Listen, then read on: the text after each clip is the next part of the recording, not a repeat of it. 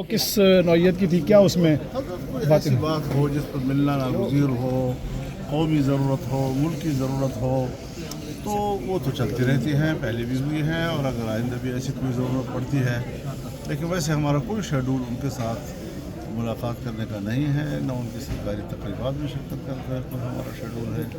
हाँ, ये और बात है कि अगर कोई ऐसा मसला सामने आ जाए कि जिस पर बात करना नागुज़ीर हो, तो ये अलग हो। शहबाज शरीफ की जो हुकूमत है का इजहार कर रहे हैं मुख्तलिफ अदालती निज़ाम पर और जो जुडिशल हो गया ना, कमीशन दूसरा उसके हवाले से बाइकाट कर रहे हैं, इन हवालों से आप अदालती निज़ाम के हवाले से क्या कहेंगे?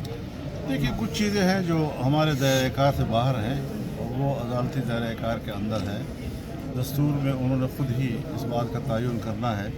लेकिन एक बात बड़ी वजाहत के साथ कह देना चाहता हूँ कि 26वीं तरमीम पार्लियामेंट की है और ये पहले भी हुआ कि जजों की तकर्री में पार्लिमानी किरदार था, फिर निकाला गया।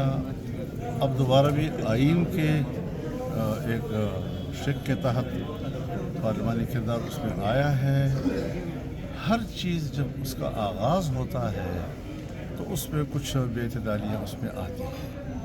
कोई अपने फ़ायदे के लिए जजों की बात करता है, कोई अपनी मर्ज़ी के जज लाना चाहता है। लेकिन अगर एक चीज़ उसूलन सही है और ऐसा ही होना चाहिए तो फिर उसकी इस्लाह के लिए और उसको सही मानी पहनाने के लिए और एक अच्छे निज़ाम की तरफ ले जाने के लिए कुछ मोहलत भी उस निज़ाम को देना चाहिए।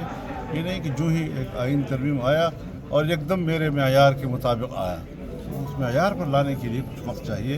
मैं सोचता हूँ कि जो मिसाल के तौर पर अदालती बेंच बना है, अगरचे हमारा आइडिया तो अदालती कॉन्स्टिट्यूशनल अदालत का था, लेकिन फिर भी जो उसका आगाज़ हुआ है तो आगाज़ बुरा नहीं हुआ। उसको चलने दिया जाए तो मेरे ख्याल में बेहतर नताइज उसके सामने आएंगे। और ये कि मेरे फ़ायदे और मेरे मुखालिफ तो ये इब्तिदा में होता ही रहता है। मौलाना साहब ये जो इलेक्शन कमिश्नर साहब से मुलाकात हुई है, क्या मदारिस के रजिस्ट्रेशन के हवाले से जो सूबाई हुकूमतों को उन्होंने कोई इंस्ट्रक्शन देनी है, उस हवाले से कोई बातचीत हुई थी? बातचीत ज़रूर हुई है, लेकिन उनकी तरफ से कोई ऐसी यकीन दहानी नहीं हो रही थी कि हम समझें कि वाकई वो सूबों को हिदायत दे रहे हैं या उनसे बात कर रहे हैं। तो मैं तो अभी भी ये सोचता हूँ कि हमने जो ऐवान की ज़िम्मेदारियाँ हैं, चाहे वो वफाक की हों चाहे सूबाई असम्बली की हो, अपनी ज़िम्मेदारी बग़ैर किसी दबाव के पूरा करें। नहीं कि दबाव डाला जाए, मुल्क में एक अफरा तफरी हो, शोर गोगा हो और फिर जाकर मामलात को तय करें। तो बेहतर यही है कि बहरहाल ये हमारे तरीक़ाकार कानून साज़ी का जो है उसमें ये बात तय है कि जो मसला सूबों से मुताल्लिक़ हो, जब वफाक उस पर कानून साज़ी कर ले तो वही कानून साज़ी फिर सूबों में भी की जाती है। मौलाना साहब, चीफ इलेक्शन कमिश्नर की मुद्दत जो है वो ख़त्म हो चुकी है। अपोजिशन इसके ऊपर काफ़ी शोर कर रही है कि नए चीफ इलेक्शन कमिश्नर है।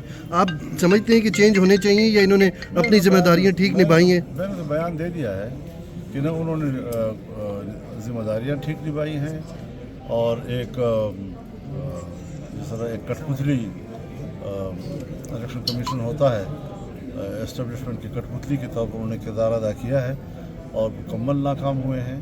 और आइंदा भी अगर इन लोगों से तवक्को की जाएगी कि वो कोई मुनसिफाना इलेक्शन मुल्क को देंगे तो ये भी बड़ी हमाकत होगी। हम उनसे कोई तवक्को नहीं रखते और उनको चला जाना चाहिए ताकि नए लोग आएँ। ये एक सियासी मसला है जिस पर हमारा अपना एक मौक़िफ़ वाज़ेह है। बार बार उसकी तकरार की क्या ज़रूरत है?